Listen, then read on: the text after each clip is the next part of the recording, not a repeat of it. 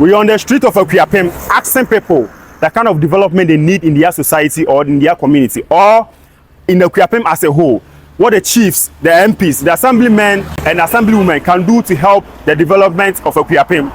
So can you go to the comment section and write the kind of development you need in your society or in your community in Akuapem? Hope you get me right. Please remember to subscribe to the YouTube channel. If it's TikTok and Facebook, remember to follow. Thank you very much. All right, so Madam Ahaye Tutu. Nti o hwe den na ebe Akuapem na se betutu ebetimi abo Akuapem koso. You menso ne eba ye pen say one way ye ni one way wa ha. Nti ye program bi e ma ye bre. Ubedi traffic ma be 5 hours 6 hours. Nti one way na any schools. Ne Muni SS bi wana se bibisa na ke. There be a had ni SS. There town na etua ye nso. SS wo ho. I had the SS, JHS, Kwan primary. Is it SHS or SS? SHS, right? Yeah. Oh, okay. Into one way, no, SHS. Namuya, Osha, Eba Hebebua. Ebebua. Okay. Says a corona thrown to Ebebua. Okay. Now, you wrote that Uko Kumas, Ufia, Qua, could do Kumasi, a Kwan way, Siana Bede, or Befa. One way by Ebua. Penny into Osha Akuapem and I'm upon her day and then ever ha Ebebua Akuapem Akoso. So me crown one your community center wa Mampong Akuapem obichere. Na maybe na me papa ya asem no man. Me so ya asem no man. Na dwuma bi di koso wo ye atafudwuma ye koyikosia wo be ye dance a wokosia wo. Tina nkofo ba, crowd ba, obi a be ye bibia wo, obi aba. Concert eti ni nyina dan ne ade ne wo ni nyina atetewa pansam enti wo yusu bi mana den eti wo yusu bi enti ball fufu no su bi na wo beje na wo be temo kakra na fere wo ko ena waje awo enti nipa bi na eto a se wo hwe wa wo prepare on kakra fence na no nyina da o kan chen so e wa wai ti duma ese koso wo na e ma putu ba ho na ska bi befu aba ni nyina jagu enti e hawo yen kuro pa ese ho no de ni enu se bibi wo a eso moment say bibi fu oba waje wagu ewo niade nti e ma hawo na ha so koko yen say ha na tetekwase koko na fi bai ha mo so yen koko bia wa say wa koko factory bi wa ha ne yen say wo so wa ye bi wo bibi an wa ye koko farm no wo eno so waje wa se ngura ni mo enso won ye moment mi a complete a koko we wa ba se nyina fine en ya wo de bai na eguo epro nkantia wo de bai wo so niade eguo epro na se nguram niade enso ya metew me so me ma poni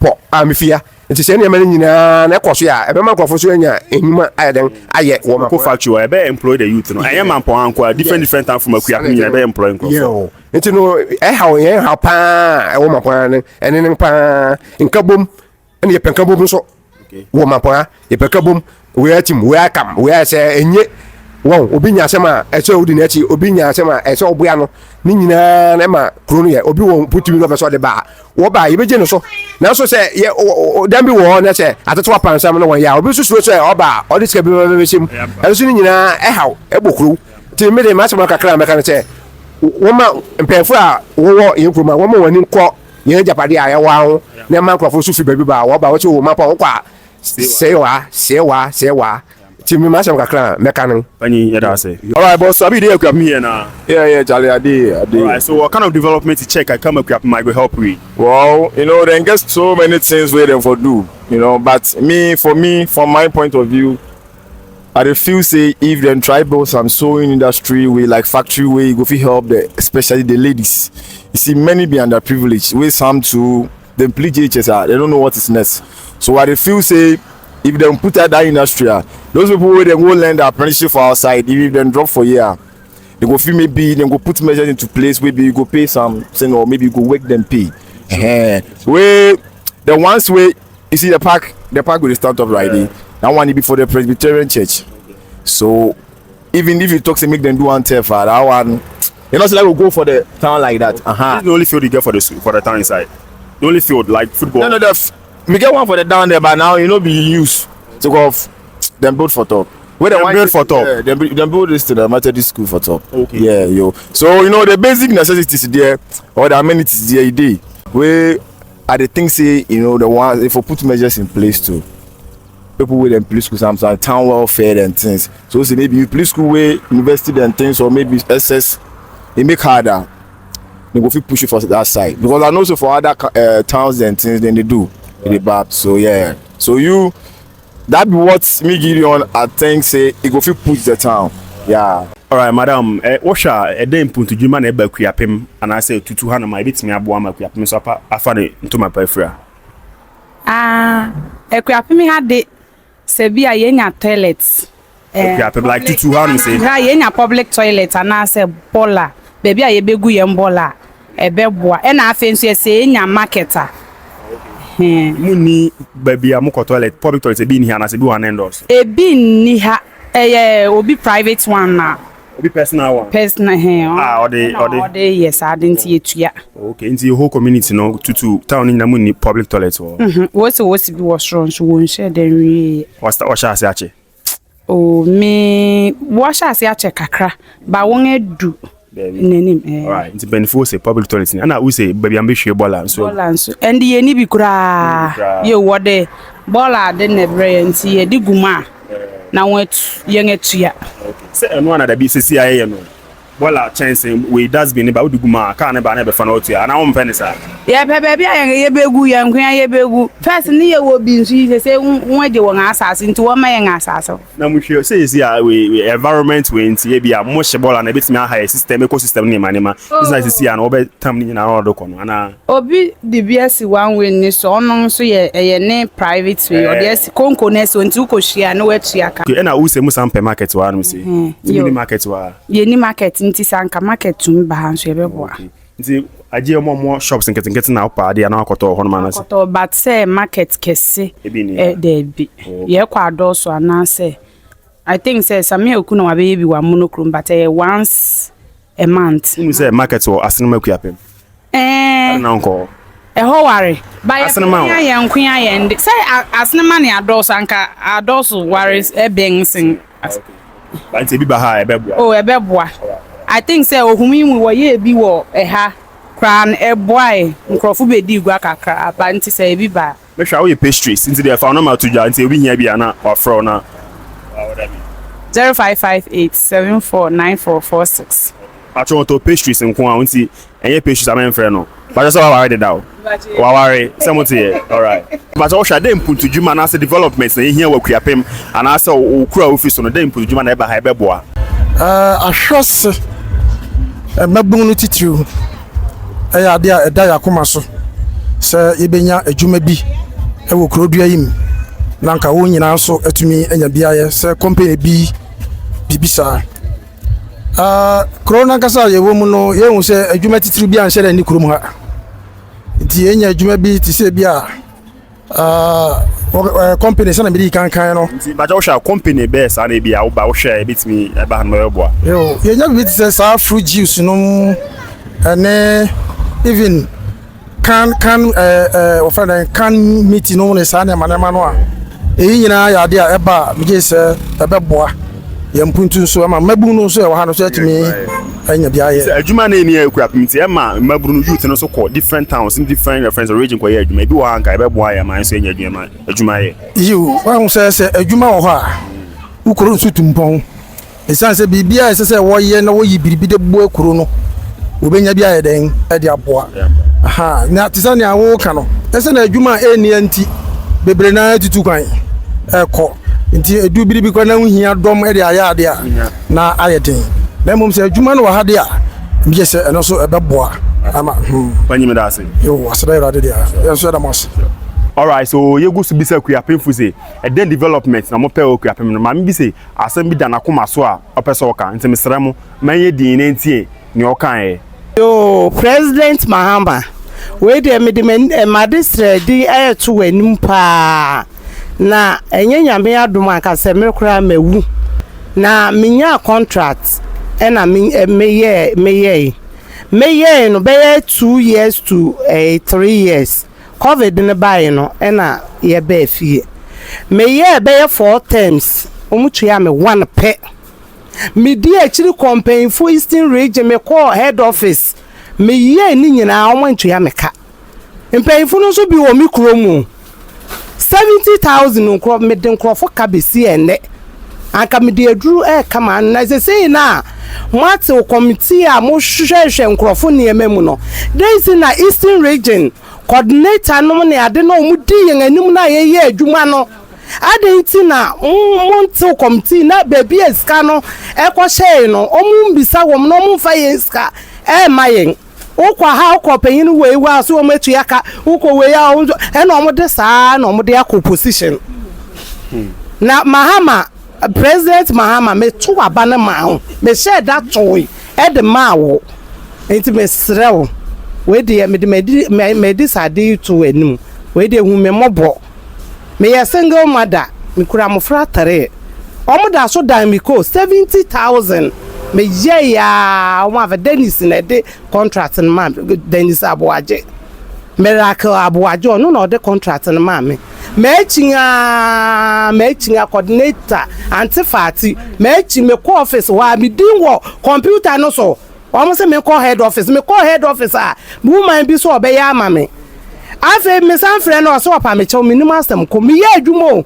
etu ya workers ka fidie school fo aden den we me nya visa me kwa abrochiro na me se me pese me kwa akotana abrochiri enti manko na me se pese me kokora me ba edu time a ese me ko no na BBS mentumi anko 5 years US me visa bibia wo ha o frɛ me a metumi adi adanse ti we dey me pa wo chew hwe bibia ma me srew 70,000 no mpanyfo na giscanedi me ko oban FM o mo se o mo ma me nkasa opanyin ne ba ye be ye wo frɛ o ma o mo se we TPP do mo di nipa nwanmo pa me da me wan DC timpa wo chew me pa wo chew me number me pa wasem pa o na ma na ma bi 0244 825978 me de na dis me wa Akuapem me fa manim nsie ye me a ya te yera ze yo me so me da mas pacho mu fi Akuapem fa ache fi Akuapem ahwerase nti den na wo hwa e ba Akuapem a e be boa na se ba ahwerase betimi aboa Akuapem puntu na edi obiom no ahwerase ana Akuapem man ankasa in general ankasa ye laki nyama 1 or 2 bi a yenya na ke e wa ha e be boa yem pa firstly everyone say youth center yenya youth center ba ku Akuapem aka ye be boa na embebu na wa nya kan won abom if say embre anu ye be te hye ye ho wo nti ye be di nkita ho e wo ho obi wo mbu bi a be boa ne nyonko a nkita business ade be koso wo ho nti youth center nya kan ye bu wo Akuapem mu a aka be boa youth ni pa ma yensu ye unite ma bibia nso no akojojo ma bibia so bibia ba ya te ase ho me kakra me ko bra panyin so na misa no panyin so wo hwa dem puntu djuma na ba Akuapem betimi abo Akuapem yo me da se se me hu se eye Ghana man no young youth no ye de ho ahye kuayom nti se omanpehene ene wo betuma bo Akuapem na sansam we youth na wo de wo se me amigina ese me de me ho ahye kuayom a me ye brodefu nti se betuma aboa yen na se wo de youth ni so won akyere won se ne a wo ye ekuaya first nanka se wo ye ekuaya wo se mpanifo na ye ekua pa se eno so na ma yen aduan eno so ebetumi aboa yen ne etoso abien se ye ko ba bi ti se eye Akuapem not say ye ba bi se Akro farms a wo bebuye for poultry farms sansem ne we won atum a esiwo se Akuapem hene ene ne manfo Akro farms no matum won atum a se sia no hono ma ye nwura a wo ko ho a adwuma bia nkoso enso na nke tumi ma youth no adwuma ye be sere ye ne ye pe adwuma wo mu adwuma e wa hanom emfa ma Akuapemfo na ye nso ye ntu kwan e na ma mrante ne meba wo se ye ko Dubai wo se ye ko Qatar na afedi ye manfo no ebi wu ye be sere nananom na sansem no nkabom eno na youth no ye hwe wo Akuapem mu. All right, so big man, what kind of development to check I come Akuapem I go help we? For here we need factories like factories that go help the youth. Where they go fi get job, where they go fi do. You see that thing? And you see we get talented guys for here. All right, if you talk loud again. We get talented guys for here. Okay. You see some people they play football and stuff, and the pitch over here too is not good. They can help with the pitch and stuff. You know, we get even today we have some football final to play over here on this pitch. and we need people to help this community to develop. To get even a factory over here, to get a guys going, get guys doing something over here is better. Something else, or I guess something else. No, not only the guys. We have girls over here too, and in terms of jobs, there's no jobs in here. Here is a place like you come and chill and stuff. Right? There's nothing going on in here. So to help the youth to get better things to do, it will be very, very good. So if job no day, they make the boys go different towns, that kind of thing. Go job. People they come and say Accra, the job. Okay. You see. So here to be a nice, cool place where you can set something here, and the guys we have hardworking guys, hardworking girls over here. So that would be nice. I appreciate, boss. I appreciate. Sure. All right, so Penny, Mr. Osha, then development never grab my baby. Oh, me sure had ya. Sana Osha sana Akuapem city there. Ka factories mum na eba Akuapem a ebi to me aboya yen because ya wo mabun wo ha wo pe adwuma ye. Na Osha factory bit said never. Oh, me to makasi se wo hwetem a factories no doors wo hododo. Cement factory wo ho, aluminium factory wo ho.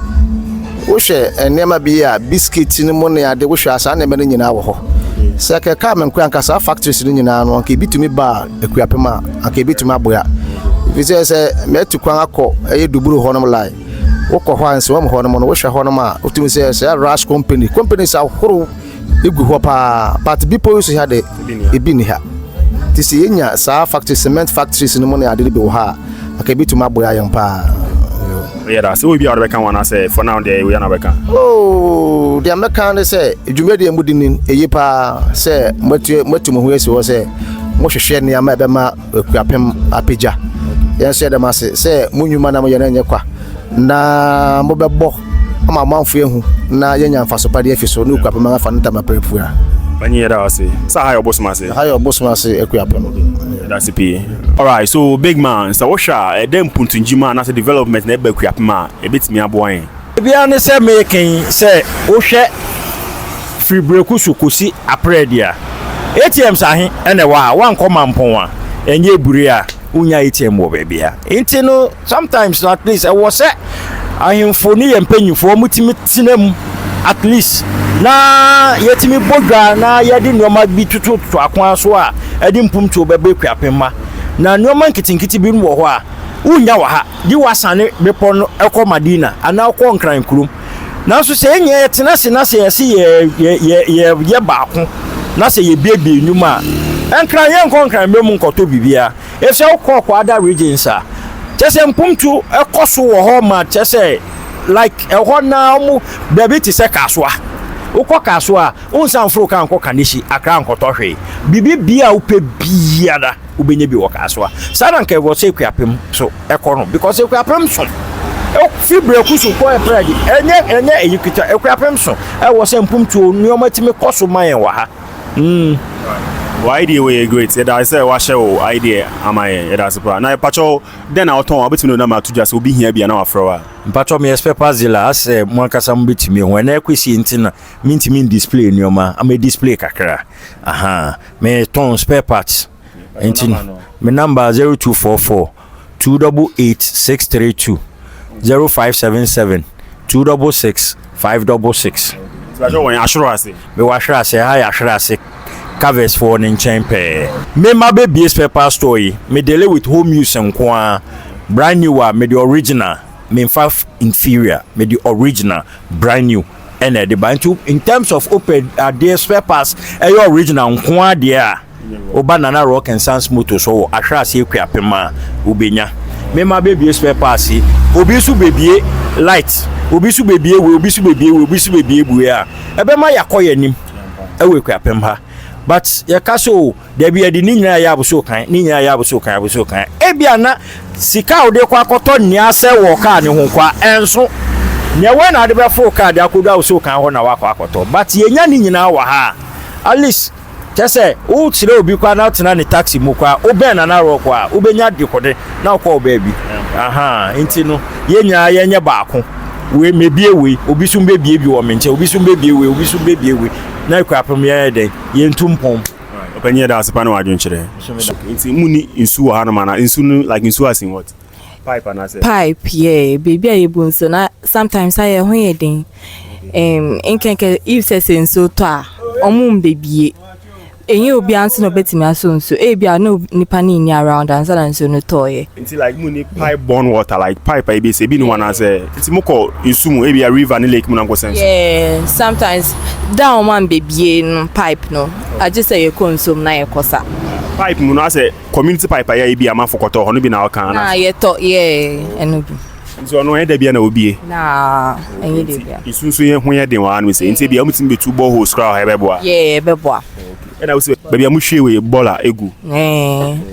Nti mu hwe bola gu. Ye shegu one way no so hono. Eno crampo almost stop here say me ma ye shegu onum bi o. Nti amu ye bola mo de koyin. Sisi ya I just say can e ba ansa na ye hie. Amu ni sa container zoom line container kese ni bi mu ni bi wa ase. Na be one way no so by say omo mfam ba bi o. Omo mfam ba bi o.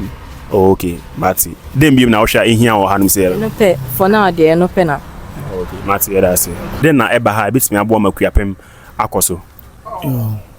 Ade ebetuma boa ye hia titiru pa ye school sem se ba ya ye benya school dan ni we nyina ebe ye papa ama nkwala won so won atuma sua de abua eni secondary school abet bebi a woko school nkuran enso ani mo secondary school ase o mo materis mo friend mo yo ono ye dey school ni menteda school no share school dey school no second to technical. Okay, nti mu hia bia kan wana ye nya foforo kan wa different school say secondary school a yepe ti e dem bi na wo sha hia wa Akuapem na say tutu anum say afi aya ye program wa ha ekwan no ye one way bet aka say umbe na ahyira ye one way nti ye program bia wa ha eso a ekwan aya ma traffic eba kuruma endra say wo so ohenen na obahwa na emobo dawafo wontum nko wonko na womma